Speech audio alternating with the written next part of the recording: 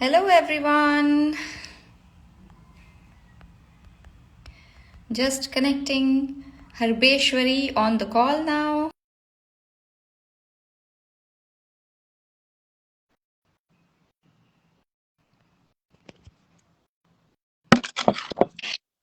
Hello. Hi. Good evening. Good evening. Good evening. By the way, just give you a heads up in case it gets really dark and I get mosquitoes. I'm just gonna go inside and there may be like a minute or two of disruption. Okay. Sure, sure. No problem at all. We can be as comfortable as we want. There's no problem. Great. It's not a movie that you're Also, shooting this for. is not vodka. I'm not an alcoholic. We just drink water in these bottles. Disclaimer. Okay, please. I'm sure this is a part of your nature-loving reuse, reduce. Yeah, this is what we've been using at home, and these bottles are very sturdy. So. But you would have finished that, right? Before putting water in it. Oh, 100%. Unless you hear some nonsense after a while, then. Okay, so to quickly introduce ourselves, I'm Sophia. I work with Girls Buzz, and of course we have Dr. Poorvi, who is the famous Harbeshwari. Cool. I'll just give a short introduction. I know everyone knows you already who's joining till now, but I'd just love in to know case. about you actually. What do you do? Like, how did you get into this field of work? I'd love to hear that. Yes, to everyone as well. It's a reverse slice. Nothing. I just started my career in HR and somehow landed myself in tech, and then that's how Girls Buzz happened to take care of the tech, and then suddenly it just boomed into taking care of the women's rights all over. So it's all by chance, but yeah, I'm really happy to be with Girls Buzz, and more so because I get to meet so many people like you. Seriously. Okay, so Dr. Poorvi, she's a nutritionist, naturopathic, nature lover, definitely believes so strong in being with her, her nature, her flowers, her animals, and so many pets in the house. So, yeah, and I can tell you that the amount of energy that I've seen either in your calls or the specialist talk that you did with us, it is so amazing. Your Instagram videos is something that I see regularly, and it's amazing to see your energy. Thank you so much. I take that. Yeah, we're very happy to have you with us, especially during this, International Women's Day celebration, because we believe that it's like while our theme is break the bias, I know we are going to be talking about certain things related to, health and bias and all that. But generally, it is I'm quite happy that I've been able to host the session with you. Glad to be here, and I think we did this last year as well. So this is the first Yes. time after that actually. So it's kind of Yeah. nice. Okay, so first of all, as I introduced you, you are a naturopathic and a nutritionist. So, can you just explain the difference to us? Because what we understand is nutrition is natural, so it should be the same thing. But I'm sure. Actually, they're kind of I mean, they're not completely unrelated, but they're definitely not the same thing. So, a naturopathic doctor is basically it's a system of which is basically a drug medicine. So what we do is we try to heal a person from within without using any kind of medicine. We rely largely on your body type, on your lifestyle, and most of our treatments, one of our treatments is diet actually, but we have other treatments, acupuncture, yoga, mud therapy, and so many other. I'm not going to get into all the details, but essentially naturopathy is anything that a person can do without taking medicine to deal with very serious diseases. Okay, Where, okay. whereas being a nutritionist is entirely just working on the diet part of things.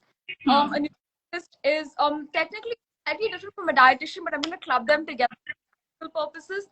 Nutritionists and dietitians help people, either healthy people or people with diseases. We help them to kind of fix their diets.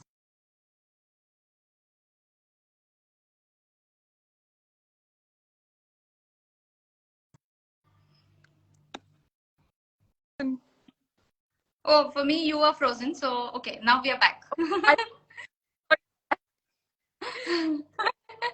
Okay, okay. But yeah, that's what we do. So they're kind of similar, but they're definitely not the same. And Yeah. we both. So yay for me. Yeah, it's a lovely combination, of course, because I have seen people going to naturopaths and then going to nutritionists. So I'm sure that the combination will help people to, have more sustainable answers to their problems rather than just, a temporary diet change or something like that. Okay, cool. So, of course, we all see your Instagram reels and videos, and we know that you are such a nature lover. So, how did this love for flora and fauna come into being? To be honest, I'm just spoiled because of my family. I've grown up on a farm. So, actually, my brother's not very into nature, even though we both live on the farm. I think I'm just the one who was like more interested in learning about the stuff around us. So I kind of picked up that part of things. Yeah. And yeah, I think it was just a part of my life. So I don't know how I got into it, to be honest, because it's just been the way I've lived my whole life. So I really don't have an answer for you there, but I guess it's just you're surrounded by nature. It's easy to be into nature. Let me put it that way. Yeah, very nice. But like for me, I've been someone who has always been in the cities and born and brought up, in the middle of all this cement jungle, that you can call it. A concrete jungle is what they call. But still, like, I can totally relate when you share your videos about, being out there in the green and all that. And yeah, it's, I don't know, it just has a Yeah, natural effect on you. everywhere. I've spent the other half of my life in cities and have never felt that I'm away from nature. I just try to keep potted plants around me. I try to go for Yeah, a park. And I think nature is everywhere. We just need to look for it really and make it part of our lives. totally agree. Totally agree.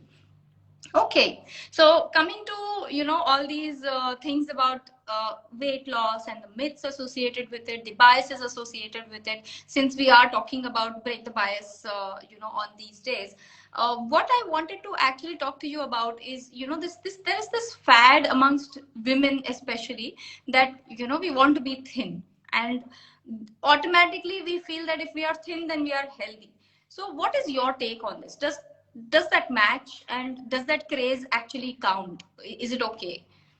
Largely no, because you could be having a very good metabolism. You could be extremely so-called thin, fitting beauty standard, but you could be having lots of gut issues. You could be having No. IBS. You could be breaking out. So I these days thinness is kind of associated with wellness, but they really are not. They're not the same at all. And Yeah. so-called overweight does not unhealthy, and being so-called in the does not make you healthy. There's so much more to health than just numbers and just parameters. It's kind of a collective thing, mind, body, everything has to be in balance for you to be called healthy, and definitely it's not to do with the weight that you see. Yeah, so along with that we associate things like having a beach body, and the things people do to achieve that. I mean, I don't know, what is your opinion? Is that something to strive for every single person? Not nutritionally at all. In fact, every 5 years the beauty aesthetic changes. So when I was Yeah. growing up, skinny, but now with the Kardashians and everything, everyone wants a small waist and then a big butt. So then I don't think is going to be 5 years from now. But Yeah. I feel like it's getting harder and harder to meet this beauty aesthetic, and it has nothing to do with health, by the way. That's Yeah. just that's just cosmetic. That's just aesthetic, and I'm not going to say it's good or bad. I mean, I wish I could say I'm not at all. I don't fall prey to it, but sometimes I find myself, oh, if I don't fit into something, I also kind of feel bad about it. I also feel like, oh, what am I doing wrong? So it's easy to say, yeah, we should not do it. But when it's so, pervasive in our society, I think it's a little difficult to make it black and white. Yeah. But at that, I Exactly. think we should try to be mindful. We should Yeah. try to cut down these negative thoughts when they do arise, and try to, Yeah. reach healthy perception of others. Yeah, totally. And I have a very selfish motive in putting these questions over here, because I know I've heard so much and maybe fallen prey to some of the things myself, in the past. So definitely that was the objective, to get it out of an expert like you, that whether this is something that we should live with, or should we just make our own standards, in where health is concerned. I think the point to note is that the standard is changing every 5 years. So when Hmm. the standard is changing every 5 years, you know that it's not to do with health really, and it's to do with something. Yeah, Um, it's whether your waist is 24 centimeters or it's 48 centimeters, your heart and liver and lungs could be either very healthy or unhealthy. That's not really a good indicator of, I would say, how your overall health is. That's just aesthetic. That's entirely different. correct. Yeah, definitely. Okay. So I think the next question also weighs in into the same part of it, that we worry about that figure on the weighing scale. So you've just already mentioned that, and maybe we could go a little deeper into it, where people are constantly bothered about the number that they see on the weighing scale. While I know, of course, you can't be 100 plus, and all those things will definitely lead to some problems. But this worry about being 5 kilos here, 5 kilos there, or I want to reach, like, I want to be 50 kilos only. So is that like, having focus on that number, is that healthy?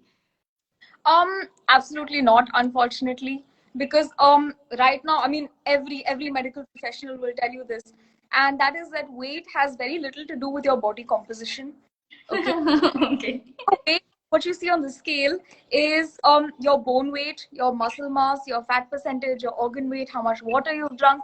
All of that shows up on the scale, and if you Yeah. check every hour, you will see that your weight is actually different every hour. Yeah, it is. We've basically started using weight as a parameter because of the simple fact that doctors didn't have time to get into other things. So they started weighing people just as a matter of convenience, that, are you in the normal range or not? But now, Yeah. time it kind of took over and became that you're unhealthy if you're over this weight, healthy if you're in this weight. And as you said, yes, I mean, if you're like 5'2" and you're over 100 kgs, then perhaps that's not a healthy weight for you. But having said that, I think body composition is a lot more important. What is your muscle mass like? What is your fat profile like? These will give you much better answers than just a number on the scale, unfortunately. Yeah, yeah. And this body mass is something that you could measure only with expert, right? You cannot really do it yourself. You could probably just take a measuring tape and see the difference every month. I mean, there are things in the gym that you can use, basically very rudimentary machines. But again, I would say that also it's not very accurate. The only Hmm. accurate is in a lab with very expensive equipment, and that's definitely not feasible for all of us, day to day. That's only used in research. For a common man, I'd say just measuring yourself with a tape and just looking at your results every month or so would kind of give you an indication as to whether you're seeing some progress or not when you're doing anything. Very nice, very nice. That's really a great tip. Okay. Yeah, good one. So, when we are talking about weight, so when women try to, I'm focusing this on women because obviously our focus is to look towards health of women. During days, you could give me advice otherwise also if you want. But my question is related to the common mistake. Maybe just give me one major common mistake that people make when they're trying to lose their weight. What would you say that is? I think people don't understand why they're trying to lose weight most of the time. I mean, I think, I know this is an unpopular opinion, but I think most of the time we're seeking approval from a loved one, or we're trying to fix a relationship with ourselves. And we're trying to do that by losing weight. But unfortunately, the sad news is that research and experience shows that even if you lose that weight, you're not going to be feeling much better about yourself. So, first mistake people make while losing weight is they think that everything is going to get perfect. It's going to be like that fair and lovely Yeah, yeah, yeah. and that guy is going to marry you and like everything is going to be great if you lose weight. But even after you lose weight, life goes on. You've got the same problems. You've got the same shit going on. So I Yeah. think the first mistake people make while losing weight is they think that by losing weight, that instantly their lives are going to get fixed, and that's rarely the case. Okay, that's the first mistake. But from a dietary perspective, I think it's just that people jump into diets which they're not used to doing. People try to switch their patterns of diet and exercise drastically overnight, and that becomes very unsustainable because life gets in the way. We all have jobs, we all have families, and I think almost every woman I work with either works a very demanding job or she has a very demanding family. So women often have to hold multiple hats. We have to play multiple roles, and no woman, no matter what your socioeconomic status is, no woman has 24/7 to sit and take care of herself. Correct. Yeah. I think that we try to do diets which require us to change too much from what we are right now, and that Yeah. becomes unsustainable. So then you end up losing weight, but then you can't maintain it. You get a lot of health problems, and then you get depressed because you feel I fail at everything I do. So it becomes Been there, done that. That, I mean, that's the sad thing. You talk to any woman and she will tell you that she's done at least 2 or 3 diets in her life and they've all failed because, this happened, it was festival time, she couldn't maintain it. It's the same in every household, really. And it's quite sad, really. Yeah. uh, I mean, it would be interesting to know how to maintain your lifestyle and still be able to, control your, if not weight, maybe I can say that if you can control your health in a better manner. But the issue is that, we don't get to read about how to do sustainable things. We get to read about fads more than any of these things. And that's what affects our mind. And again, we are behind that number. So we want to just, go for it and just do Kind of like, okay, like the prince and princess get married or whatever, and then this happily ever after. But no one talks about what happens after the it. happy ever after starts. Like the book ends, but so even if you lose weight, unless the rest of your life, you're not going to be able to maintain that. And that's not a very attractive story to tell, that's like everyday chores and every commitment. So Yeah. it's like get caught up in this Cinderella moment where you're like, I'll lose weight and then it's going to be happily ever after. But it's never like that. There's always so many more chapters after that. Seriously, seriously. I know. And yeah, I mean, I have to admit that I've done the same things. I've, gone through these diets, and slowly and by, maybe it is an age thing also, that, you just want a quick fix, and then you then realize that, okay, these quick fixes never worked. So Yeah. now you, Sometimes you have to experience certain things for yourself and then kind of come to the realization that it works or doesn't work. But unless you try it, you'll always have that hope that what if this is a diet? yeah. Totally, totally. So while we are doing these diet things and all that, so that is one way of looking at it, where people are concerned about their bodies. But now we have the other, lot of women who are actually not looking after themselves. So their focus is so much on family, children, working, that they tend to ignore themselves. So is there any advice that you want to give them, which does not burden them with too much of work, and still there are smaller things that they can take care of by themselves, for themselves? 100%. I think the first thing is that a lot of the time we think that we're helping everyone around us by sacrificing our health. Like we think we're doing the right thing, but actually, in reality, if you fall sick, your family has to take care of you. So you're actually going to be a burden to everyone around you if you're not healthy yourself. So even if you want to fall into this whole patriarchal thing that women have to run the household, even if you're in that mindset, you still have to take care of your health first, because if you're not healthy, you can't take care of anyone around you. You can't lead a productive life. You cannot live a fulfilling life if you're sick. So I think the first Yeah. thing, perspective, all it takes is maybe 20 minutes of exercise and just trying to eat your meals on time. That itself makes a big difference to you. So if you're just looking for reasons not to start, there's a trillion reasons not to start.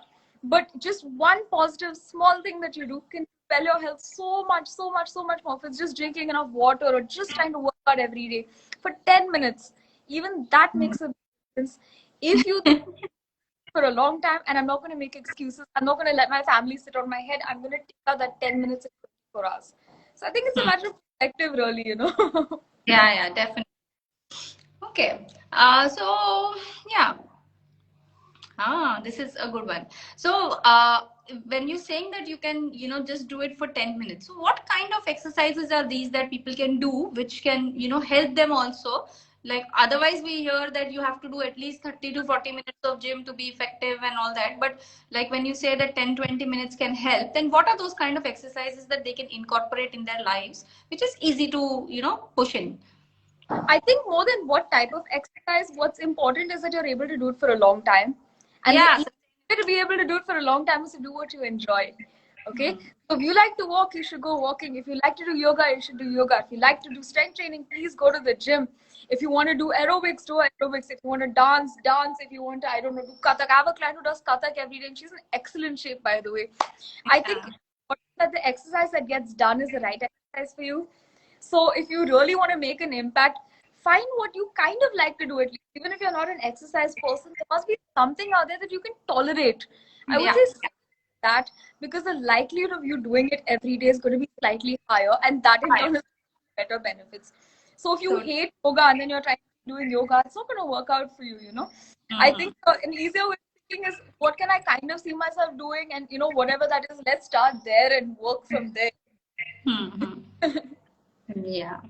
And also, like many women, they feel that when they start exercising, and especially if they exercise with weights, they feel that that is going to make them bulky, which we all know is a little difficult for women to do as compared to men, because the entire body composition is different. So, what advice do you have for these women, especially who probably want to do it, they like it, but they fear that that this is going to make me look like a bodybuilder?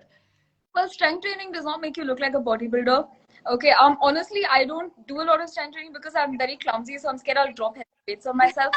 Having said that, there's absolutely no scientific reason why you should not be pulling weights. You're not going to get bulky.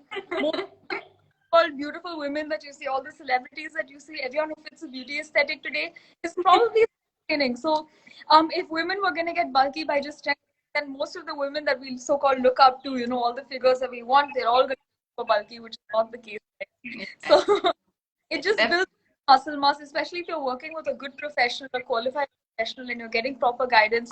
It could be a game changer for your body physique and for your health as well. So I would say there's no fear at all. Yeah, I totally agree with you. In my personal experience, also, I do strength training, and for me, it has always led to more energy in my life than not. So I've always felt more energy. Body, the best energy, the best everything when I lift even something like 5 kg dumbbells when I work with, Yes. the best body. So I've personally seen it work. I've seen it work for loads of clients. The science obviously adds up. So it's a win-win-win. Yeah, definitely. And honestly, the variety of exercises you have with strength training, if you are someone who gets bored very easily, then strength training does keep your interest up without you having to go all, half, when you start becoming breathless or something with cardio. Yeah. Super fun, and honestly I did it I think for a year or a year and a half. I was very consistent with strength training and it was so much fun, and I keep thinking get back, and hopefully it's going to happen soon. Yeah, I love it and I do it very regularly, so yeah, I can second that for sure. Yeah. Now, yeah, so we'll kind of go a little bit into nutrition now, and so we'll talk about age groups a little bit, like a very short part. So I would like to know what kind of nutrition recommendations would you give to three age groups? One is teenage girls, one is 20 to 40, and then 40 plus. So is there any specific nutritional information they should have, which they should intake during these years of life? I think your teenagers are your growing years, so you want to grow as much as you can. And for that, you need to eat a lot of good food and try to exercise. So try to play games, try to go out, try to join some sports. And it doesn't matter if you're terrible at it, but kind of keep showing up and doing that, because you're going to grow as tall as you're supposed to. You're going to have the shape that you're supposed to. And it's also going to help with your studies, to be honest, because that stress relief is just going to give you a good balance. Yeah, exactly. Doing sports helps you interact with people from different walks of life, and it also gives you a lot of perspective. It keeps you in good company, because sports people rarely get into alcoholism and drugs. They have no time for that. So if you really want to like have a positive childhood, I would say it should be one which has some kind of sports and physical activity in it. Wow. It's a game changer really, and it was a game changer for me as well. So I'm really speaking from like a lot of experiential knowledge as well. It's amazing. You should do it. And I think in terms of diet, it's just about eating as many veggies as you can, which I'm going to say for every age group, really. Just on eating properly, because I think a lot of young girls are very much into, dieting, because unfortunately that's what society's done to us. But yeah, just eat more, be happy, be healthy. Eat more. Yeah, eat more, food, eat home, cook your, learn to cook. Yeah, seriously. Like, is there anything that specifically women of 40 plus age should be taking care of in their nutrition? For 40 plus, I think it's called perimenopause. So it's around the age in which you might get menopause, you might not get menopause. But post menopause, your calcium levels are going to dip because your progesterone levels are no longer helping you. So there's a chance that you're going to get bone problems in the future if you're not careful. So that's a really important time where you can actually load up on a lot of calcium. So you should be having dill. You should be, if you're comfortable with dairy, you should be having dairy products. You should be having lots of green leafy. These are just going to give you a lot of calcium and a lot of nutrition. And along with calcium, vitamin D is super important because they go hand in hand. So nothing but sunshine. You need to be getting your 10 to 15 minutes of sunshine every day. And if you're a non-vegetarian, you can also eat liver or kidney or organ meats and eggs. Those are also a very good source of vitamin D for women. So I think those are my two big recommendations around menopause, really. Excellent, excellent. Yeah, that was really helpful because this is where we see typically most of the problems arising in women. This is the age where that starts happening. So definitely, that's a good suggestion. Okay, yeah. Coming to forbidden foods, you mentioned on your Insta. I saw that there was this post about you don't believe there is any forbidden food as such. So what do you want to say about that? Like, just I think elaborate. I think we tend to moralize food too much, so it becomes good and bad, and then this becomes your cheat meal, and this becomes your reward meal, or this becomes so it kind of sets a wrong tone to your food, because you suddenly start thinking that oh, I eat vegetables, so this is it's yucky, but I'm doing it for health, and then oh, I eat ice cream because I'm stressed out, and Yeah. that balancing of foods kind of gets tipped to the wrong side, because then whenever you're having a bad day, you're just gonna eat certain foods, and then when you're Yeah. having day, you're gonna feel super guilty about what you ate on your bad day. When Yeah. actually not the food, but it's the label you've put on the food. You've put a moral judgment on a piece of food.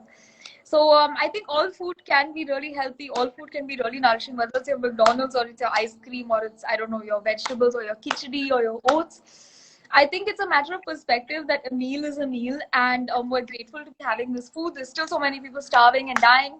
So instead of putting a moral judgment on food, why don't you enjoy the meal and have a good time and treat it with respect? When you respect your food, you rarely overeat, in my experience. Wow. I can think of so many foods I've given up thinking they are not good and I want to get back to that. 4 or 5 food, maybe like cold coffee and stuff I tell my clients not to have. But like other than that, I think everything else flies for me. And I think unless you have a medical condition in which you're not supposed to have something, it's Correct. to have everything. Yeah, yeah, agree. Totally agree. Yeah, I mean, of course, you got to have the right balance of things. You cannot just say that, yeah, just because you've told me I'm going to go and eat 5 pizzas now, so that's not going to work out. So, So, and if you realize you can have it anytime you want, you end up not overeating it. yeah, That's a psychology yeah, fact, because yeah. it's you can never have it again, that you end up overeating that, and then the whole cycle perpetuates. But when you think I can have this every day if I want to, but I'm choosing to have it today and enjoy it, I think your perspective kind of changes with that. Yeah. So I'm going to ask you one last question, but before that, I'm going to ask all the viewers if you have any questions, please write them over here. So as soon as I finish my question, then I'm going to read out yours. Yeah. Okay. So we already have one question, but I'm going to wait on it because I had the same question in my mind when you just said I'm something right now. but I'll get it. So okay, let me go with that. So you just said that besides having cold coffee, so why not cold coffee? Is really heating, and the cold temperature paradoxically is actually very difficult for the gut. Even though it feels cold in your throat, it's actually pretty heating. So honestly speaking, it really burdens and overwhelms your system a lot. So I wouldn't say you should never have cold coffee, but try to keep it to like very, very, very occasional. Oh, And okay. definitely don't have it with a meal, because the meal is going to digest a lot longer. I mean, it's going to take a lot longer to digest, and it's not a great idea if you have cold coffee with it. So that's just my take on it. And I've seen that bloating 100% reduces if you stop cold coffee. If you don't, Wow. try this out and just see how you're feeling. Like, trust me on this. Amazing, amazing. Wow. And the fact that you are able to choose that one thing out of everything that we eat, I'm sure that it has definitely. Have McDonald's, have all that. Please don't have cold coffee. Really, I'm telling you. Amazing. Okay, so my last question is more to do with having something. So we keep hearing of all these drinks that you can have lemon water in the morning and chia seeds in the night and all that. So I know some of them have their benefits, some don't. So from your perspective, if there are three healthy drinks that women can have in the day, what would those three be? Sugarcane juice, tender Wow. coconut water, and either buttermilk or nimbu pani, or both are great. So I think these are just four drinks I've named, but you could have homemade passion fruit juice, you could have kokum juice, depending on the season. But these are just some drinks that I think are wonderful for women and just everyone in general, really. Wow, that was so simple. We try to complicate things so much that इसमें ये भी mix कर दो, वो भी mix कर दो. We do all these things, Yeah, but chia seeds have, I don't know what has happened with people in chia seeds, but they've become like the cure all for everything. These plant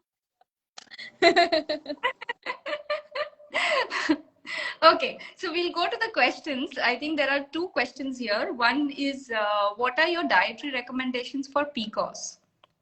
I think PCOS is a multifactorial disorder. So I think the thing is that most people kind of only think about their diets when it comes to PCOS. Of course, diet plays a big role, but your sleep, your water intake, your exercise, your thoughts, these also affect your PCOS in a very major way. And there's a lot of research backing this up.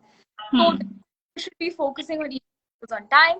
Uh, some women are allergic to gluten. If that is the case, you should restrict your gluten intake. You don't have to take it out entirely, but maybe reduce it a bit. And definitely focus on staying active through the day.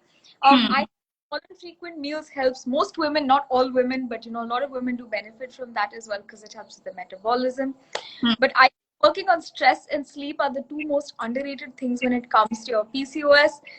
um we think if you just take care of the diet it's all going to be sorted, but that's never the case unless you're sleeping enough at night, taking care of your stress levels. Your PCOS is not going to reduce despite the best diet.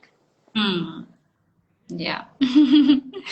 Okay. So the coffee question continues. Isn't Oh, I'm getting drinking dragged. hot coffee the same thing? Because it would, how will it affect me differently? Hot coffee, actually, hot things, peristalsis. Okay, peristalsis is nothing but the contractions of the gut.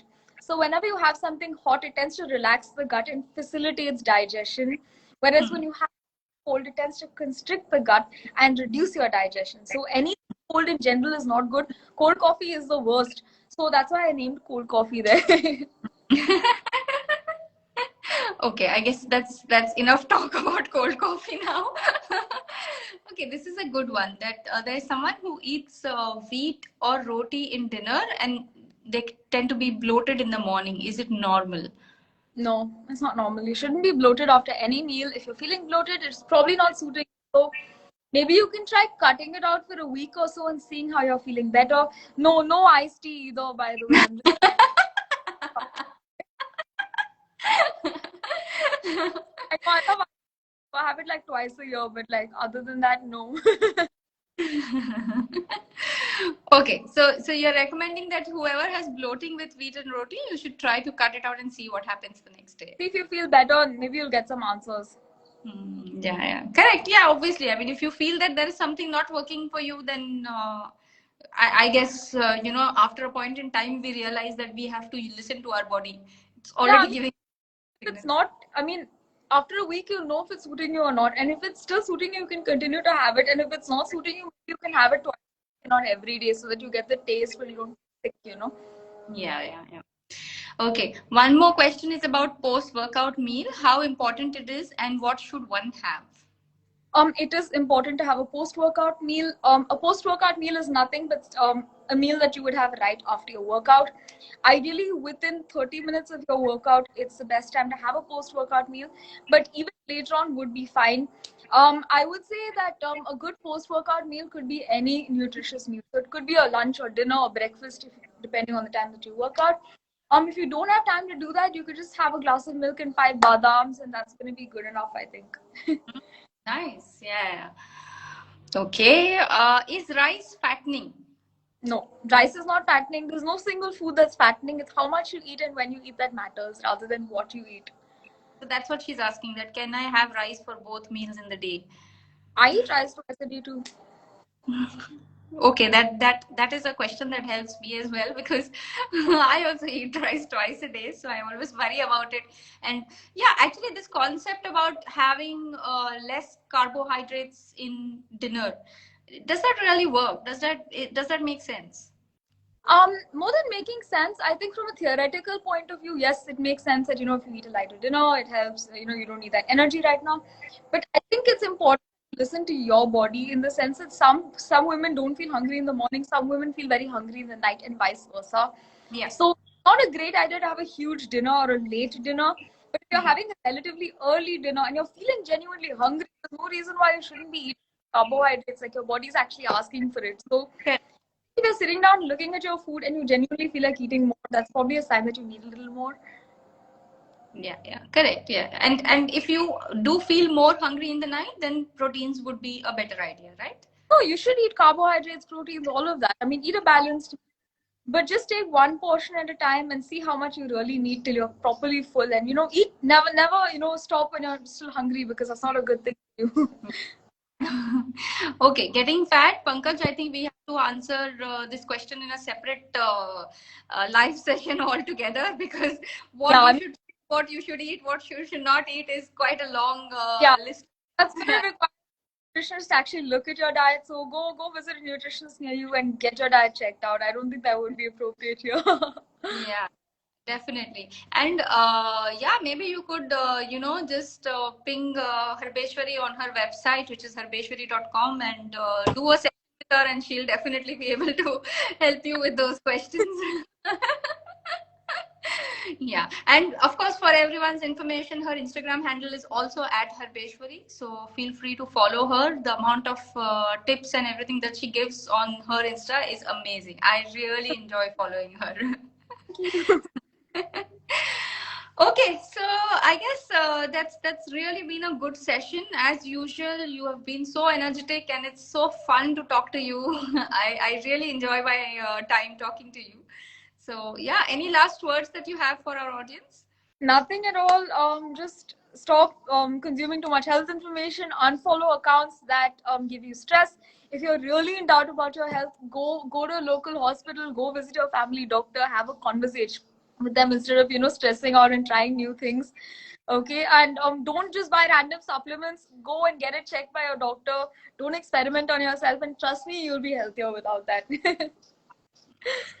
That's great. Thank you so much, Dr. Poorvi. It was great talking to you again. And yeah, we'll do some more, focused live sessions for people. Take care. Bye. Thank you. Bye bye.